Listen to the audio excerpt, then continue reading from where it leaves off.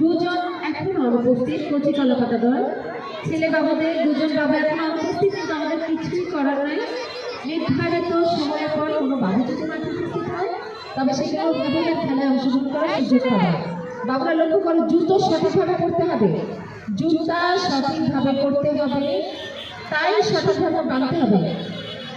তাই পরার পরে যদি গলা খাড়া হয়ে থাকে, উঁচু হয়ে থাকে, তাহলে কিন্তু ডিসকোয়ালিফাই। কেউ যদি দৌড় দেওয়ার সময় টাই ঠিক করো বা গলা ঠিক করো, সেক্ষেত্রেও কিন্তু ডিসকোয়ালিফাই। শেষ হলো কচি কলাপাতা দল ছেলে বাবুদের খেলা পোশাক পরিবর্তন। এরপর মাঠে নামবে কচি কলাপাতা দল মেয়ে বাবুদের দল, এবং ওরাও একই খেলা অর্থাৎ